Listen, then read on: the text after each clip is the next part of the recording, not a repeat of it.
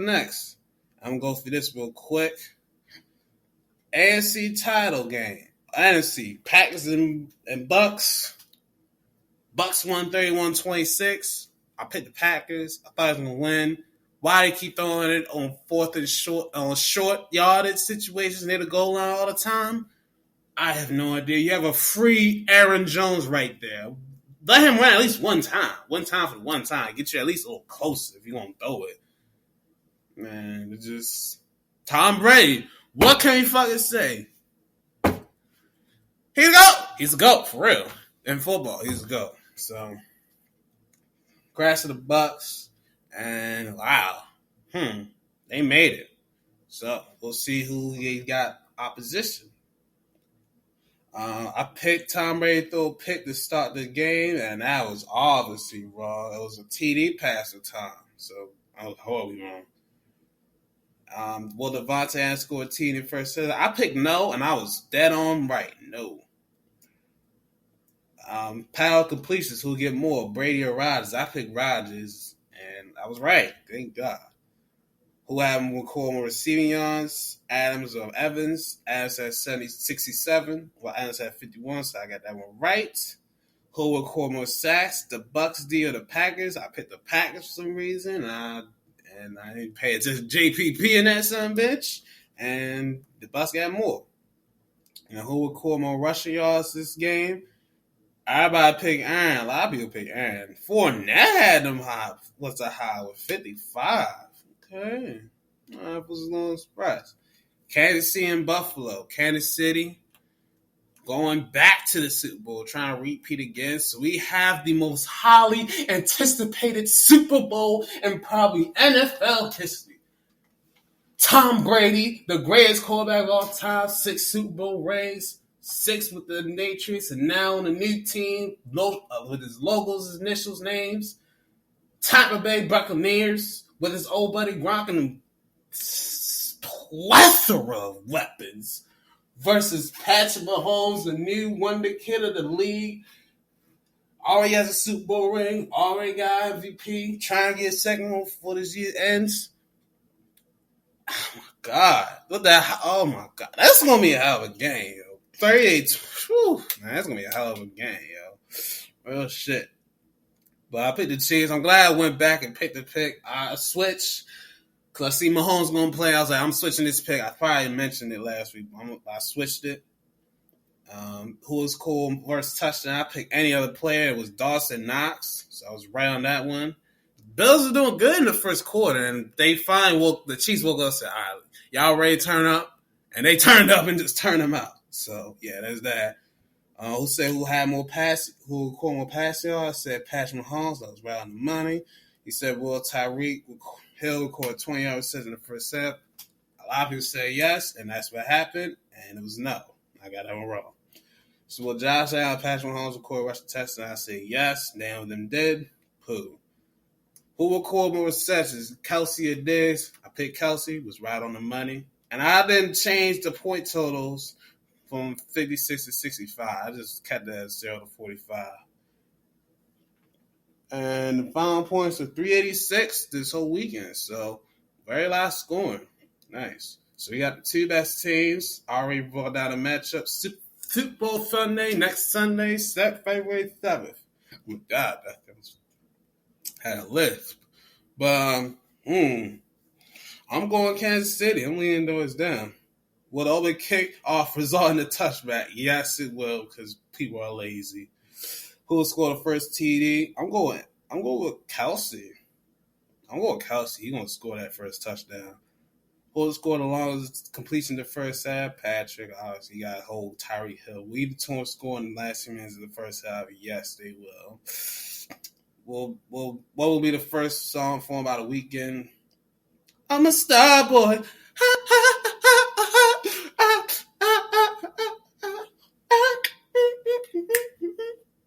I'm a motherfucking star boy. Yeah, that's gonna be that one first. I'm gonna say that. That's gonna be whatever your Mayfield going the third quarter. I'm going with somebody's gonna do the dynasties. Who's going with pass yards? I'm going with Tom on this one. Receiving, I'm gonna go with Tyreek.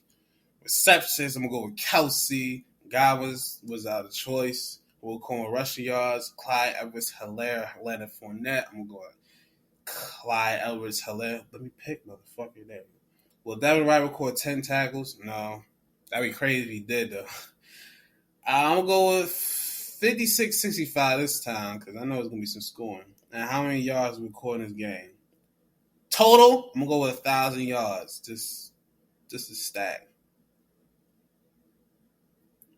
Wait, there's one. Holding ain't Super Bowl MVP, Patrick Mahomes. Who the fuck else would it be? And that's it.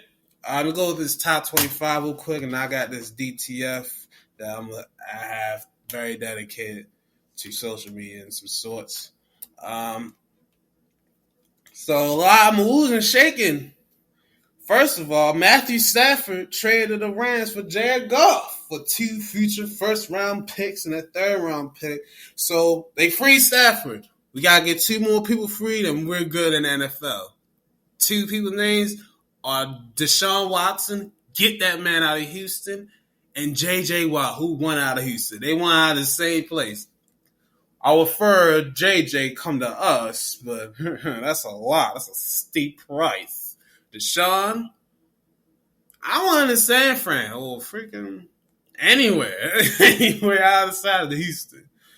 Anywhere outside of Houston. Just get a man out of there. But we're going to got some hot stove for y'all. Didi DeGroyers staying with the Phillies, second baseman, shortstop, like middle infielder. He was in the Phillies last year. Well, he's going to stay with them for 2 years, $28 million. I think he got his own option or club option. JT Realmuto going to stay with the Phillies as well. Got a 5-year, $115 million extension. So he's going to go there, stay with them. Trevor Williams, pitcher of the he's like a third or fourth rotation guy. He's going to help you up in the bullpen as well. He's going to the Cubs on a 1-year deal. Pirates fans not going to like that. But I think this is an eye move for the Cubs. So they needed some pitching because they traded Darvish away. So they needed to get some arms in that rotation. And Williams decided to get you there. Eddie Rosario, more former of the Minnesota Twins. He's like an corner outfielder. He's going to the Cleveland Indians on a 1-year, $8 million deal. Wow. Back-to-back moves. They go to the division rivals. Ain't that something? Jock Pearson replacing Kyle Schwarber. I said he's going to the Nationals a week or 2 ago. He's going to the Cubs. He's going to be their replacement. For a 1-year, $7 million deal. And the biggest fish of the day, Nolan Arenado traded to the Arizona Cardinals, the St. Louis Cardinals for prospects. Left-handed pitcher Austin Gomber, who I've seen pitch. He was all right, okay. Outfielder Jean Torres, not John. The J and the H are in front of the O, which is kind of odd. And first baseman Lucan Baker and a couple of prospects that not even in the top. These motherfuckers, well, the first 2, the John and Lucan are like John was like the 9th ranked prospect. I think Lucan was like the 23rd, if I'm mistaken, 23rd ranked prospect. I don't know how these prospects, but because I don't think they should do a prospect list in my opinion, because you don't know unless you see him for real. And then the minds is a whole different ball game. Now that can separate, from the men and the boys. You know what I'm saying? That's my opinion. And it's kind of tougher to gauge who's gonna be that prospect, because there'll probably be some prospect like way low on the list who ain't getting that much attention. But once he gets up to the bigs, he can fucking rake and get you runs in, or get on base, or be an outstanding defensive playmaker, or great on the base pass. You know what I'm saying? Like, so it varies. Like, it ain't. You already know the top prospects; they're gonna be up there. But like for the guys like seeing the 10s and 25s and all that range, you don't know. You never know. But yeah, and the last one is a retirement. Daniel Murphy retired at the 12 seasons. He was on the New York Mets, helped them get to the World Series, led the league in batting average 2016 with 347. He was also in Nationals too. Tried helping get a ring, but of course they couldn't get it done. So yeah, he got over 1,500 hits, had 296 batting average. So that's a pretty solid career. Hell no, not even a Hall of Famer, but really good career, solid career. And you finished almost 300. I'll give you credit on that one. Now this DGF is going to be very, very interesting because I might lose people and I might gain people. So there's these challenges now on social media. This feel like 2014 again or 2015, like when I got out of high school again, where these challenges started popping up. There's two that in particular that a lot of y'all probably know. The Busted Challenge, when the girls busted down like a fatty, bust down 90. I want to see it bust down. Pick it up, now slow that shit down. Speed it up, now slow that shit down. And there's a new one now, Silhouette Challenge. And I see a trend on Twitter, I'm like, yo, they spell that shit wrong. That's the first thing that came to my mind. Like, these motherfuckers spelling shit wrong. They need to be in school. But the second thing that came out of it was, thank you, Manny Santos. Now you're probably thinking, who the hell is Manny Santos? If you ever watched Degrassi, you know who I'm talking about. Or Cassie Steele. That's her real name, Cassie Steele. But she, when I was younger, one of the first few girls I had a crush on was Manny Santos. And Manny ushered a new generation. Because she was considered cute. Right? She was a cute girl. We know that. We was watching younger, however fuck. I thought she was cute. But then that sophomore year, she said, I don't want to be called cute. I want to be called hot. And changed the whole look and just look bad and just, it changed a lot. I think, in a weird way, don't stay with me now. Stay with me. A lot of people bored and decide to have a Manny Santos effect. Instead of doing it in like person to person, they decided to do online. Because they're like, I can get some free clout. I can get some, I don't got to put my body out or put myself out there like that. You feel me? I don't have to be interacting with these folks. So I could just do this little challenge or do this little thing and not have to worry about being exposed. And so what challenge? I heard there's like an app, like a little app that has the red screen that they have, and I heard they're getting removed.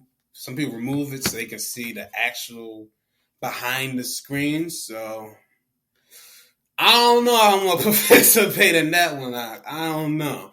I'm not gonna participate in those challenges. I don't even participate in those challenges because they look stupid as hell.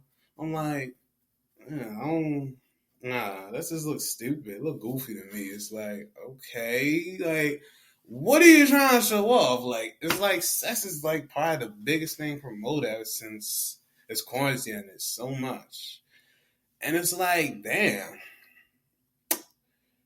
we not gonna have those intellectual conversations unless it's in person, dog. So, Manny Santos, Manny Santos, we thank you for ushering a new generation of girls who are super comfortable with their bodies and in some natures a little too comfortable with it. And I know a lot of girls was watching Degrassi back then, so they probably got a little inspiration from that. So, Cassie, Manny, we thank you. Thank you for your service.